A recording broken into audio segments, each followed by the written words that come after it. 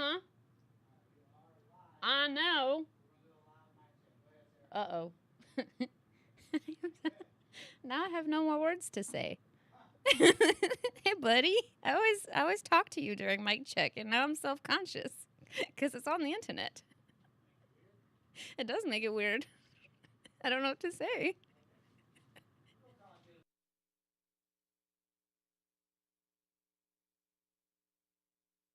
Hi there. My name is Catherine, but I don't really tell people that, but I do. What? Now the whole world knows I am Catherine. Catherine. Check, check. 10, 7, 8, 3, 2, 4, 6, 5, 1, 1, 7, 7, 7, 7. What? If you're not good off that, I can't help you anymore.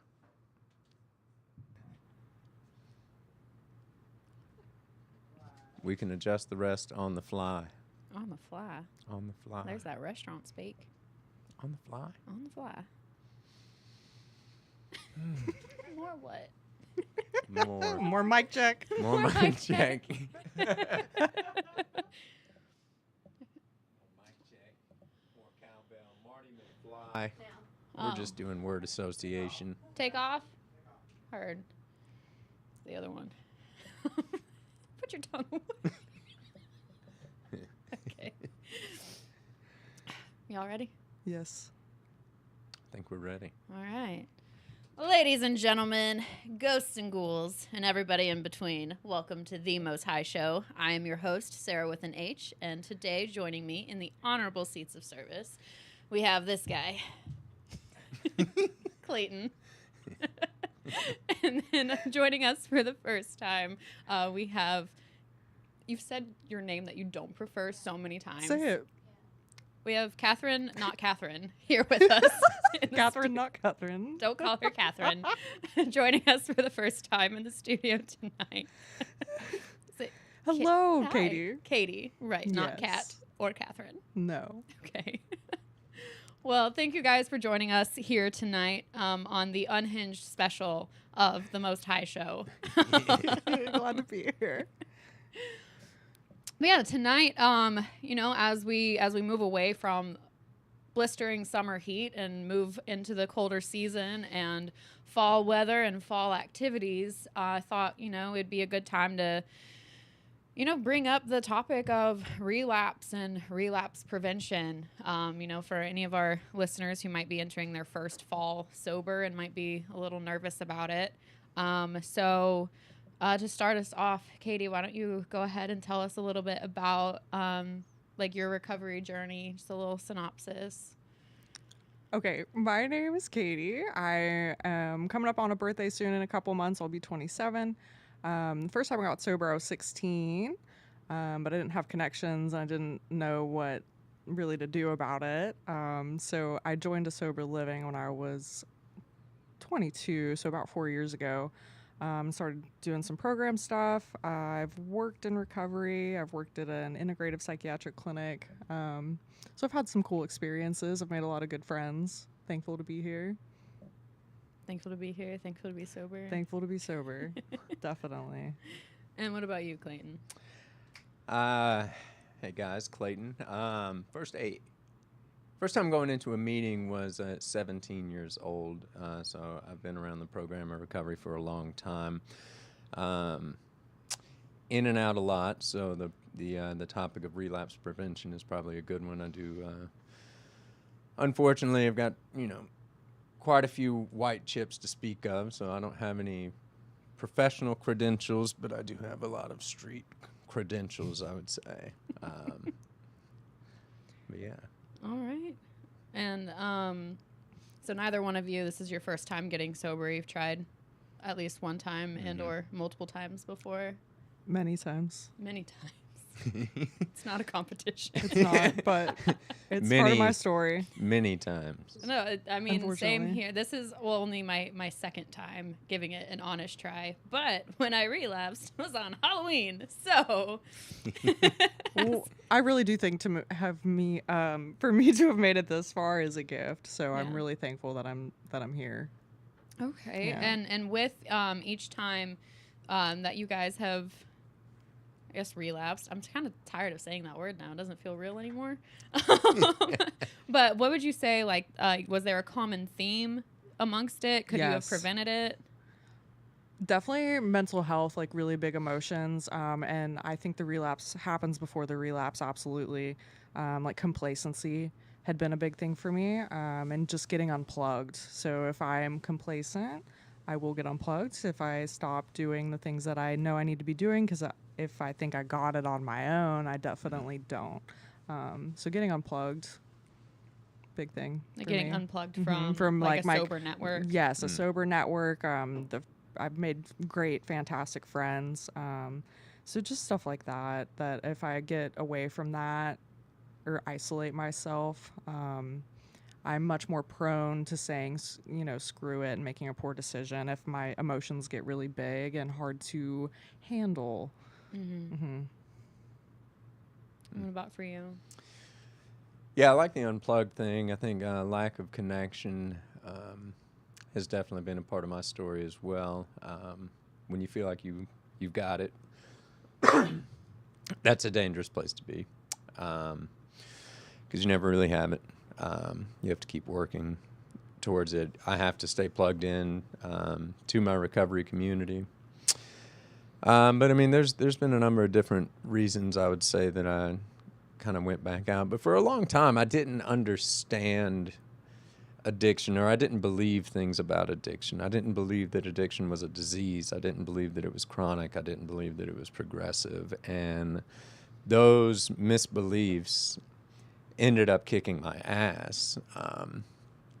So, with furthering my education on myself and my addiction, I think that helped me a lot in coming around and realizing that I do have this disease. I'm not going to outgrow this disease, and this disease gets worse and worse as time goes on. It took a lot of personal experimentation to accept those things. I don't really believe things at face value. A lot of times I don't, accept things as they're told to me. I kind of have to live See it them for and yourself. experience them and live them myself and see that. So so I learned those lessons the hard way. But yeah, so I'm thankful to be here because of that. All right. And so on the topic of like prevention, so looking back at your most recent relapse, what would you say you would tell your past self, being like, do this different? Because I know you guys both mentioned staying plugged in. So what did you get unplugged last time, or did you just get a case of the fuck it's and just... I think that kind of went hand in hand for me. A case of the fuck it's and getting unplugged kind of went together. I think, like Clayton was saying, I had to experience some things, and each setback that I've ever had, I've learned something. And it doesn't, I like remembering playing out the tape, yes, but picking up the phone to call someone about how I'm actually feeling before saying fuck it is definitely something that's super important. Someone once told me that, so it's like a practice, right? But someone once asked me right when I joined the program, when the last time I picked up the phone and just called someone to check on them and see how they were doing without talking about myself, doing that. And it is a practice, like this program and recovery, the lifestyle. So I definitely try to keep that in my practice as much as possible, so that when stuff does hit the fan, I have something like some safety nets in place. So like my friends will check on me because I check on them too. But it gets me out of myself to check on other people.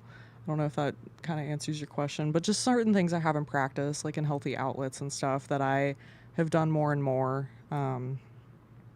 just to keep me going, Yeah.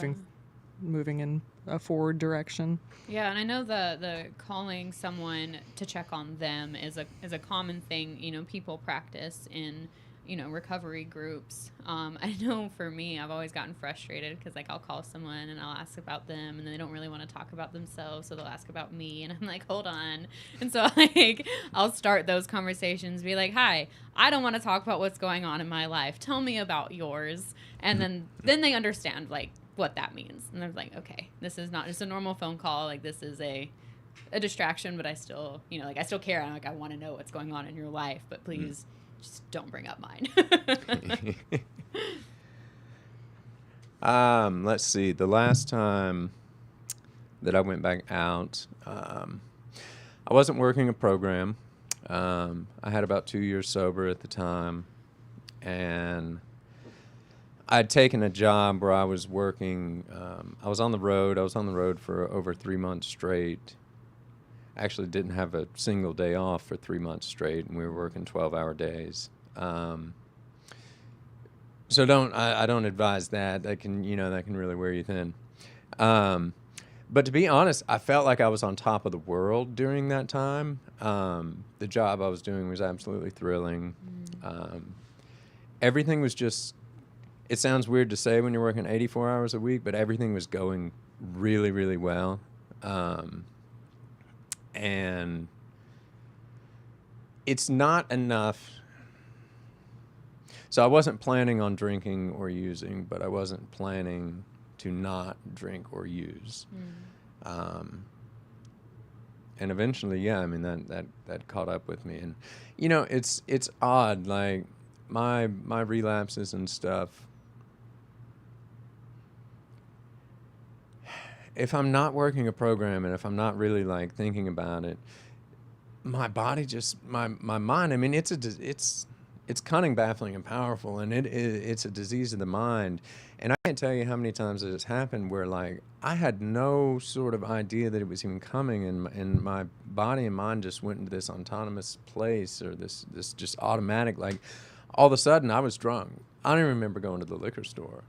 And my body just goes on like autopilot and goes there. And if I don't have any sort of defense up, I don't have any sort of, I'm not made preparations to not allow that to happen.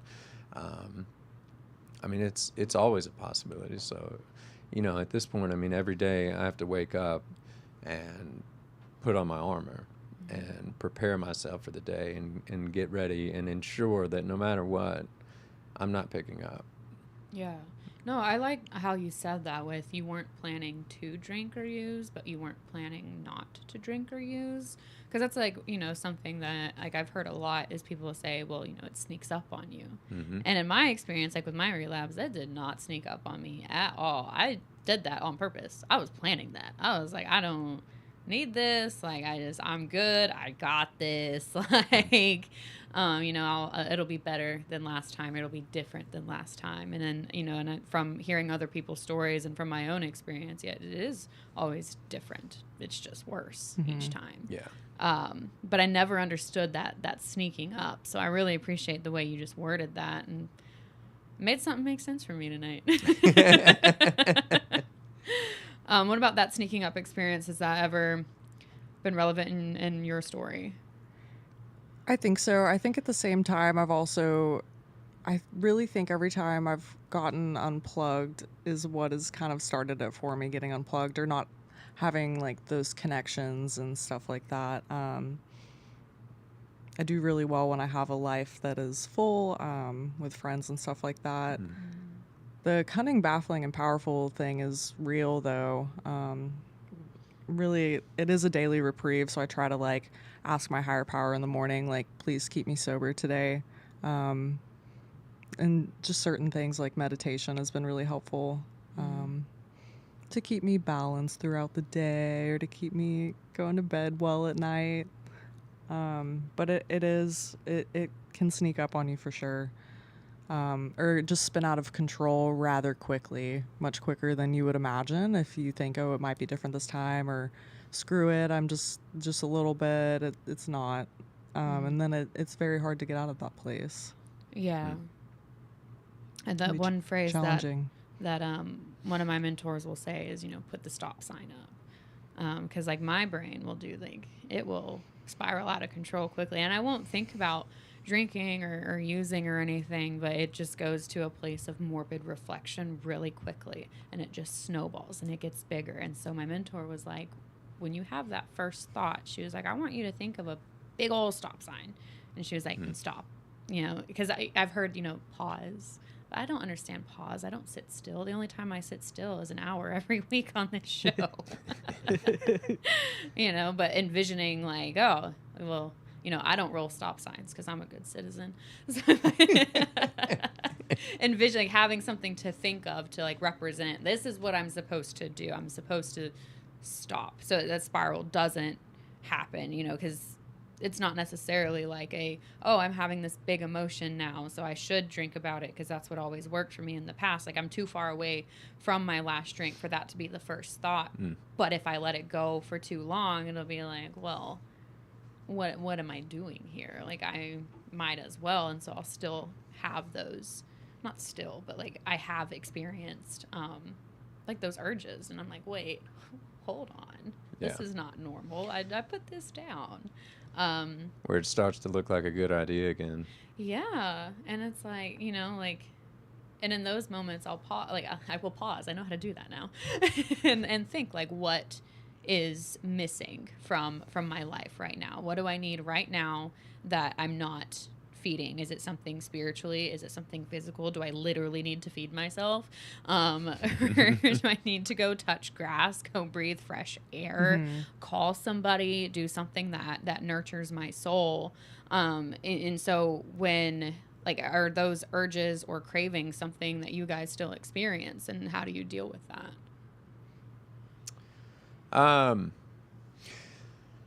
Yeah, I mean, they creep up from time to time. Luckily, they're few and far between. I will say my saving grace in early sobriety is ice cream. Amen. 100%. Anything with sugar. I mean, being an alcoholic, alcohol has so many refined sugars and stuff in it. It's amazing that when you receive when you have a craving, if you just eat some sugar, I mean, like, that really works for me. So anybody out there that's early on and experiencing cravings, eat some sugar.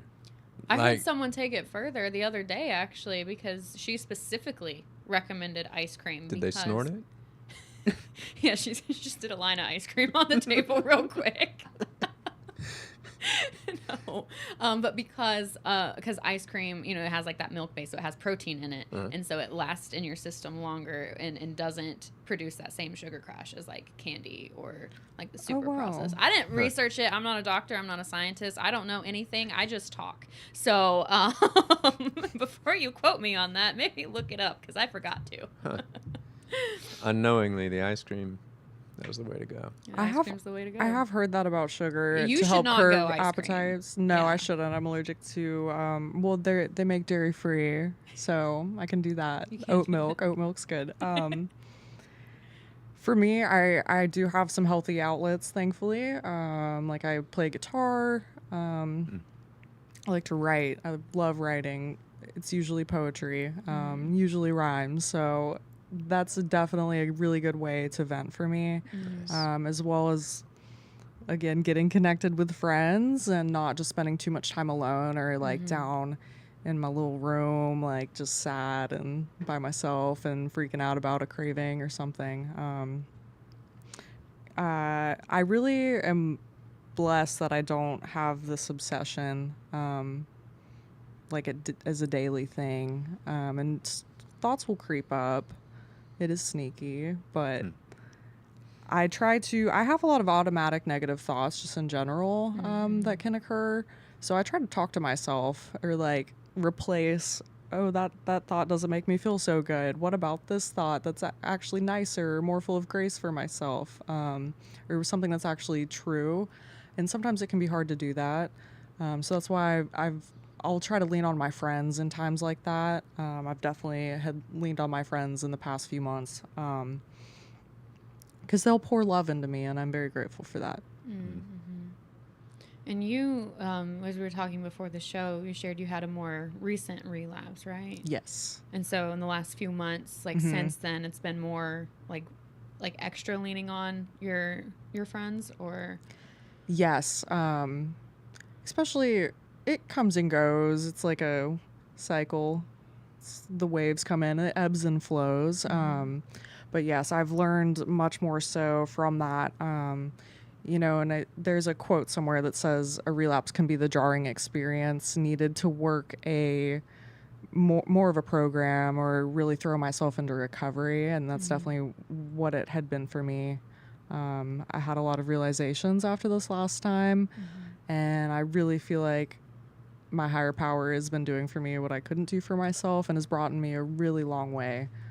So that's just something to be thankful about, to feel that internally and know I'm in the right place and exactly where I'm supposed to be in this moment. That's something that I just kind of got brought to and that has been shown to me.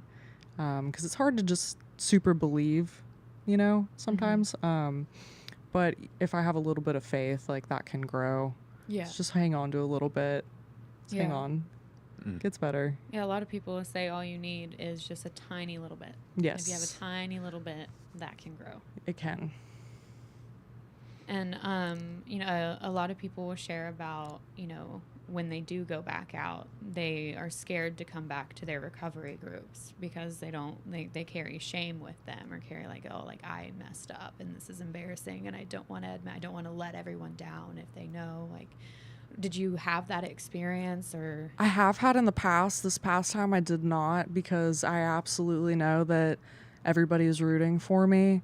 The people that truly care about me just want to see me get better and will cheer and just be so grateful that I'm alive and I'm coming back, like that I've kept coming back, I don't think it's something I think there's a difference between like guilt and shame. Like guilt's like I shouldn't have done that, and shame is literally beating myself up into a pulp, which is not something I want to do. But yeah, I have felt very embarrassed before and like, wow, I messed this up, being, so perfectionistic in the past, and I've grown a lot from that too. But I think it's something to be celebrated.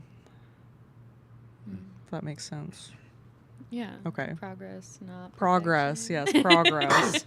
It is about progress, because it is like a journey, right? I know people here, it's a journey, not a destination, like happiness or recovery or what have you. But it's all about living in the present moment. And I've been thinking about more recently how all I ever have is the present moment. Like I don't know what I'm going to be thinking in 10 seconds. I don't know. Sorry, I gotta make sure Chad's not texting me. Okay. And I know you shared about writing and poetry and playing guitar is like your outlets. Yes. Today, how have your outlets changed over time? Goodness, I guess I kind of will latch on to different things at times. I really like Pokemon. I'll play that sometimes. I don't watch a lot of TV. So like I feel like there's growth and like self-care as well, and there's some sort of balance in that. Like it doesn't always have to be like me improving. There's always also like a little bit of space for me to be grateful about how far I've come and where I'm at like today. So another outlet for me is definitely being outside, like near water or all the trees or what have you. Stuff like that. I love the sun. I love the sun. The sun is pretty the great. most serious look. I love the sun. Thank you, sun. Thank you for warming my skin and my soul simultaneously. Yeah. No, sometimes I'll just be like, I just need to go sit in the sun and let the sun bake out the depression. Exactly. The vitamin Let it D. out. It does a lot for you, though. It really Like, does. love it. What about outlets for you? I've got a lot of them. One beautiful thing about recovery is self-discovery and getting to know yourself. And I would certainly urge everybody to really explore yourself and develop your interests, develop your hobbies. I have tons of interest in hobbies, which I love. And I have a self-care list that anytime I'm feeling anxiety or any squirrely in any type of way or something, I can literally go and refer to that list and go and do one of those things, and it usually helps a lot. Some of the ones at the top of that list, Absolutely, meditation. I love meditation as a personal practice. Is beautiful practice to be calm and in the present moment. And I really like what you said about and it's a hard thing to grasp onto, but right now in this moment, I'm exactly where I need to be. Mm-hmm. There is nothing else that I need to be doing right now. This is where I'm meant to be, and I'm very happy and content and blessed to be here right now. I didn't used to be that way. I used to always be thinking there was something else I needed to be doing, and that caused a lot of undue anxiety. Mm-hmm. So we can do without that. Other things on the list, ones that I've found particularly beneficial, especially dealing with any sort of cravings or urges, are the more physical activities.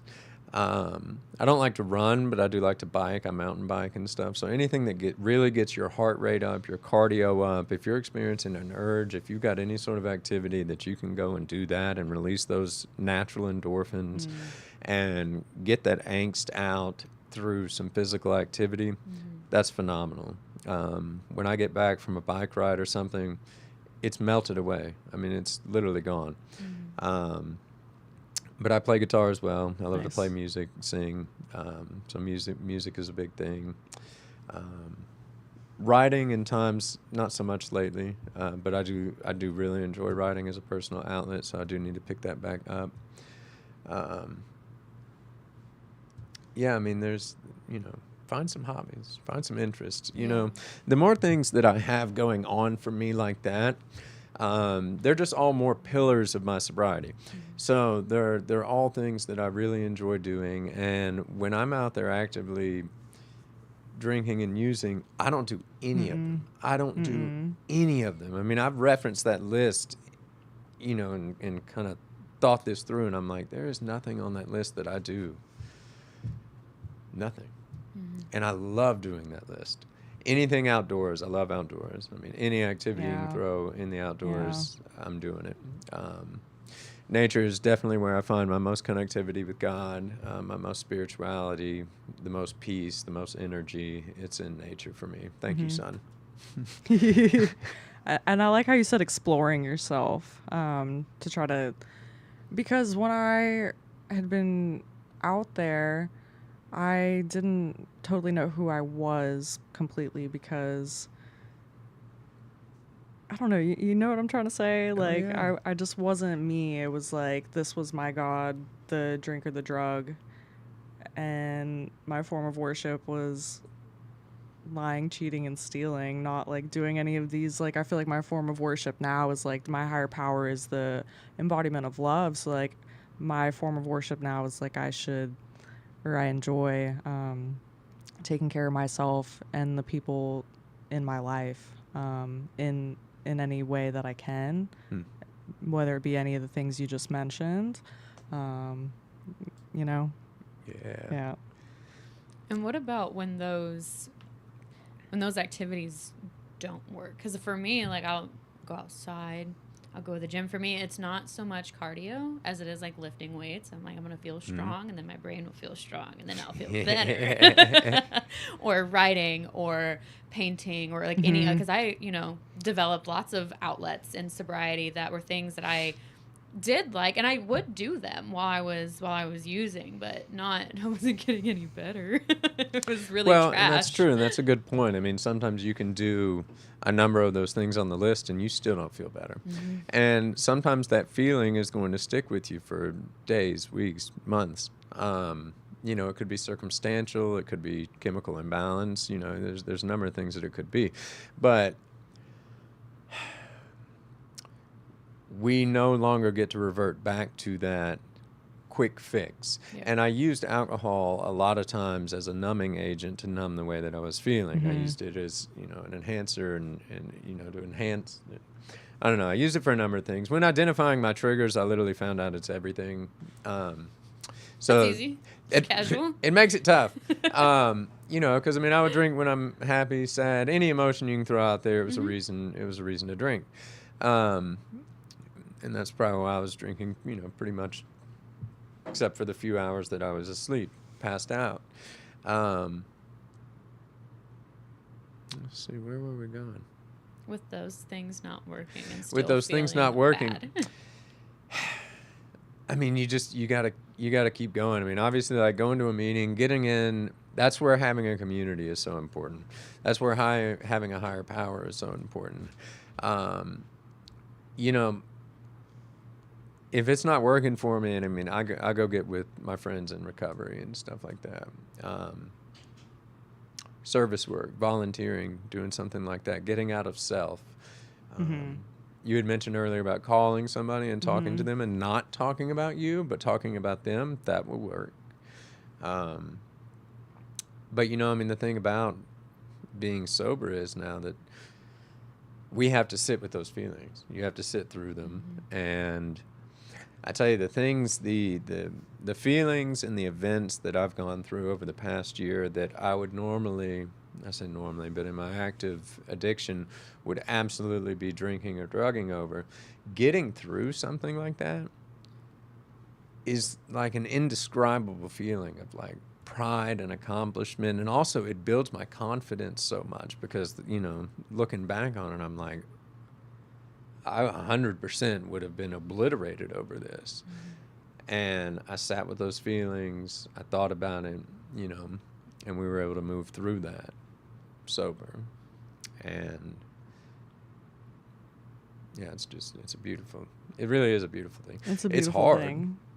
It's definitely Doesn't mean hard, it's but easy. it is a beautiful It's well thing. worth it. Yeah. Yeah, like any big emotion, because big emotions, they're just big. They can be happy. They can be sad. They can be angry. They're just big. They always made me so uncomfortable. Like, I don't like being happy because I don't trust it. I don't like being sad. This doesn't feel good. I don't like being angry because now I'm being an asshole. Like, you know, so I would just drink over all of these things. And then, like, yeah, like the biggest part of getting sober is having to deal with, like, emotional sobriety now. It's like, oh, I don't get to have something to change how I feel. I don't have, like, I was such a chemist. I was like, if I do this amount of this amount of that, and this amount of this, I'll feel like that. And that is how I want to feel. Not this, that. And today, I can't do that. It's not an option anymore. And it's like, okay, now I have to be a big girl and be a normal person and just be like, this is how I feel. And, you know, doing the best I can with what I have. So if I am feeling like super angry, what's the best I can do?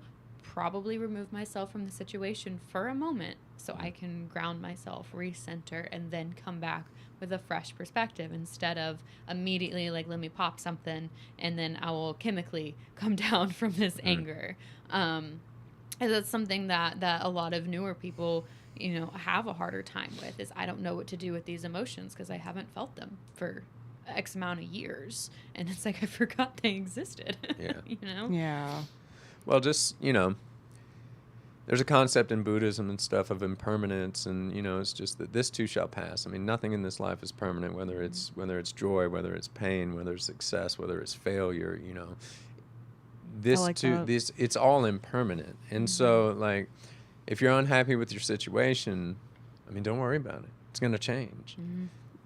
On the other end of the spectrum, if you're happy about your situation, like, that's going to change too. Yeah. So be prepared for that, you know. And, you know, life's a journey. Life's a roller coaster. There's plenty of ups and downs. So don't think just because you're up right now that you're going to stay up. Don't think because you're down you're going to always stay down. It will change. I like that. I really think the only constant is change. Yeah. How fast our cells are regenerating and whatnot. The only constant is change. And every emotion I've ever felt has come and gone. It's just how I'm feeling in this moment. Yeah, if you can hold on for just a little bit of time in regards to the urges and the cravings and stuff like that, It will pass. it'll pass. It does. And more often than not, relatively quickly.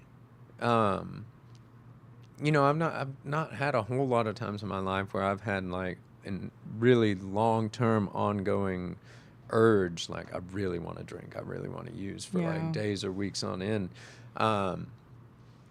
They're more, you know, they're small battles that you kind of, you know, you have to sometimes just sit. Sometimes the only thing you can do is just sit.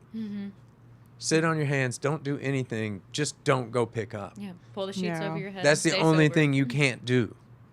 Like, just sit with it. Right. It will pass. I promise you.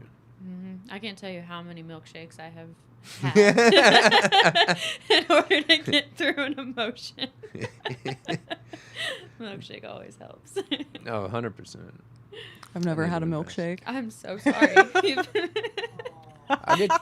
Look, you said oat milk earlier. I fuck with some oat milk, so I'll have to figure we'll out how to get a make good one oat dairy-free milk milkshake going on. Oat Yeah, we'll milkshake. get your Sounds oat really milk, good. get your oat milk ice cream, and then put it in a blender.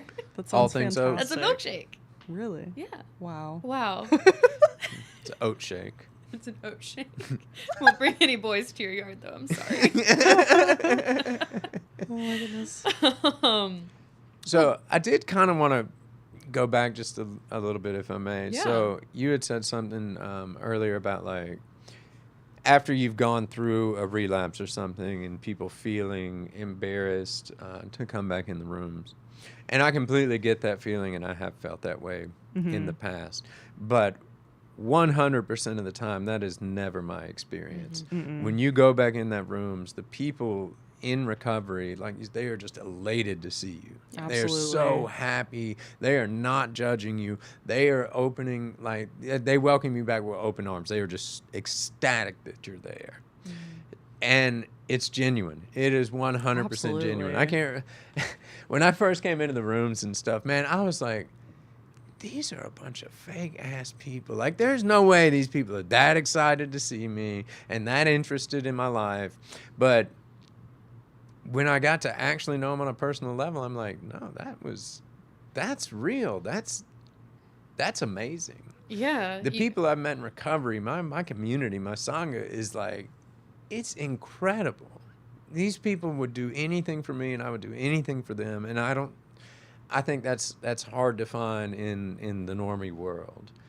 You know, the level of connection, you know, we have suffered, we have been through hell together, separately but together. And, you know, having that common bond, like there's really nothing that can break us. We're so melded together as a unit. Like, Yeah. Especially spending time out there in addiction, you know, whether you're around other addicts or normie people, you still, like, everyone has an agenda. Whether they do or they don't, that's often the perception that people will have is there's an ulterior motive beneath every action somebody does. Yeah. And so then when we come back to, or for the first time come to sober people and we experience genuine kindness. Yeah. It's so unfamiliar that it's like this kindness as the thing is never genuine. It's always, well, what are you getting out of this?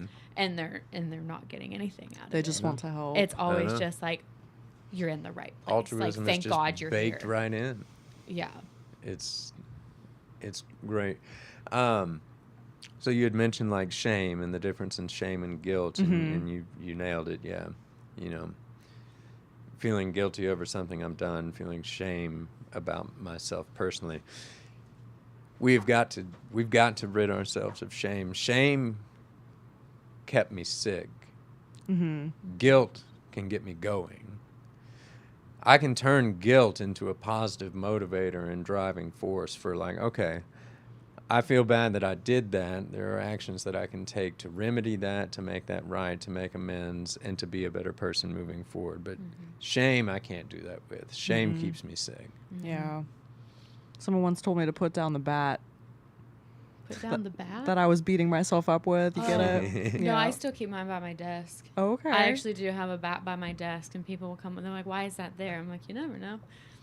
Might need to break some But like decaf." this figurative That might bat. be mine, but Oh my goodness, this like emotional bat of like harsh words and just hating on myself, like that bat. That's not a Yeah. good bat. Mm. It can change. We can change. Yeah, Yeah. we do have to be more kind to ourselves. Yeah. I think people are very quick to accept certain things about themselves that they view as truths. But it's like, no, those things, those are the ones that you can change. You know, the things that you do feel shame about. It's like, yeah, like, because I do like separating shame and guilt. Because guilt, yes, you can be like, I feel terribly that I acted that way, that I did that. So let me make that right and then take actions in my life to not do that again to another person. Whereas Right. shame is, well, I did that once. And so all I can think about is that I did that. And so then, you think about it and then you're going to do it again. Because Like, what you do is what yeah. you think about. Shame like ties me up in my mistakes. Like my Mm-hmm. worth is my mistakes, and like it doesn't feel hopeful. Shame doesn't feel hopeful. Like Yeah. anything can get better, or I'll ever be able to do anything like good, you know? Yeah. But yeah, guilt, I like how you said, can be a motivating thing as Mhm. well. Okay. This is a really bad time for my brain to space out. But, wow, that's embarrassing. So, but with guilt and shame being different and having things that are true about yourself but can change, this, like we've talked about, nothing stays the same forever. Everything changes. So it's like certain qualities about yourself can change. Your height changes throughout your life. True. The color of your hair changes. Eventually it'll be gray, like your skin changes. Everything changes. And so if there are qualities about yourself that you ruminate on and feel shameful about, like those are the things that can change with action steps. You don't have to keep yourself in that box. And I know, like, one of my experiences when I was like stuck in that shame box, I was like feeling guilty about things that I'd done in my active addiction because they were kind of like thrown back in my face, and I was like, oh, that's uncomfy. I should probably drink about that. Let me drink about the things that I'm embarrassed that I did while I was drinking, because that makes sense. It makes perfect sense. It's backwards logic, but it's logic you hear a lot from people who struggle. It's like, this makes no sense. I can tell this makes no sense, but this is the best thing that my brain can come up with to remedy the situation. And I think that's the importance of being plugged in, being connected with different people in recovery, so you can share that backwards thinking and then have someone relate and be like, this is how I got through that. Whether it is I sat on my hands and let it pass. I went to a recovery group and was just surrounded by people in recovery, or I went outside, baked in the sun, looked at the sun and said, thank you. Whatever it is, just anything but continuing to feed that loop in your head. But what about like in the season change, right? Like speaking about the sun, it's about to get colder, and a lot of people like to stay inside. It gets wet, it gets cold, it comes the cold season, you get sick. Do your methods change with the seasons? They have to a little bit. Given that a lot of my hobbies and interests are outside, some of those do get knocked out during the summer. Luckily, we live in Georgia. I can mountain bike year-round in Georgia. I go hiking in Georgia. When it snows, I make it a point to go hiking and stuff. Like, it's a lot of fun. But, yes, things turn gray. The leaves fall off. It's no longer green. It's no longer vibrant. It can be depressing. Seasonal affective disorder, SAD. These are very real things. People are inside more. You don't see people on the street as much. Also, just the holidays can be very difficult for a lot of people. Absolutely. Being around family can be very difficult for a lot of people. I know for me, my family gatherings, there's always a lot of drinking at those. There always has been. And so, around the holidays when everybody's gathering a lot and there's a lot of that going on, that can be taxing. That can be difficult. So how do you combat that? That's a good question.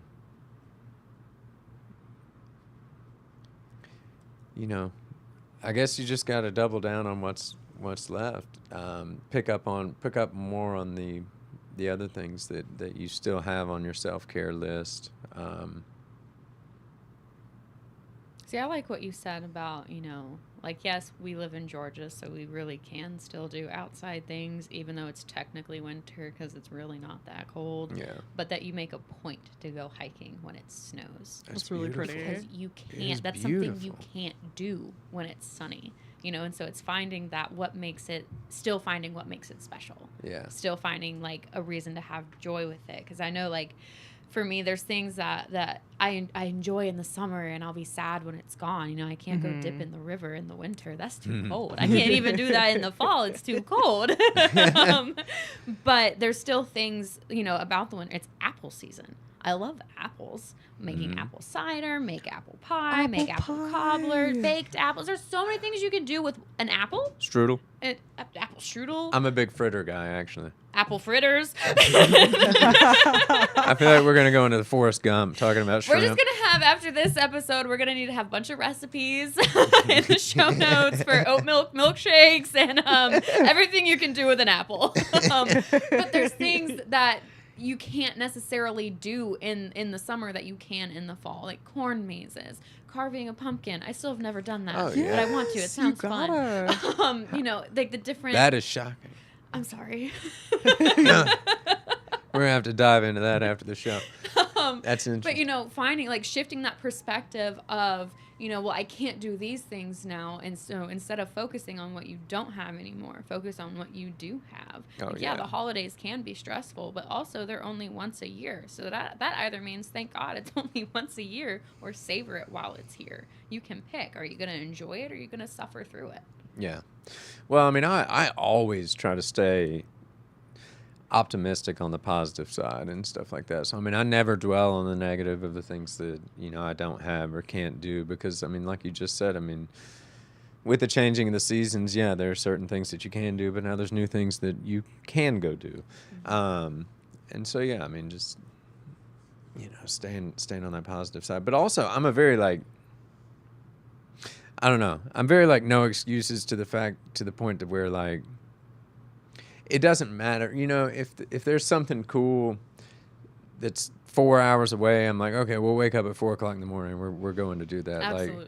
Like, you know, talking about you can't jump into a river when it's cold. No, hell, like I was in a glacier-fed lake at the top of a mountain in Colorado, and there was like snow and ice all over the ground, and I jumped in. I literally. You look like a polar plunge type of person. Dude, I almost didn't make it out. Like it hit you like it was numbing unreal. It immediately. was so numbing. Like my Yeah. body almost just shut down. Like it was so cold. So. And you have a smile on your face as you're talking. As a little ice pop. Yeah, we started hiking out in Nederland, which is outside of Boulder, Colorado. And every year in Nederland they have this festival called the Frozen Dead Man or Dead Man Festival or something like that. And we did like a 13-mile hike to the top of this mountain, and I jumped in a lake called Dorothy Lake up there, and it was cold, and I was so like, cool. I'm gonna be at the Dead Man Festival. So then really to cool. rephrase, I can't relax in the river.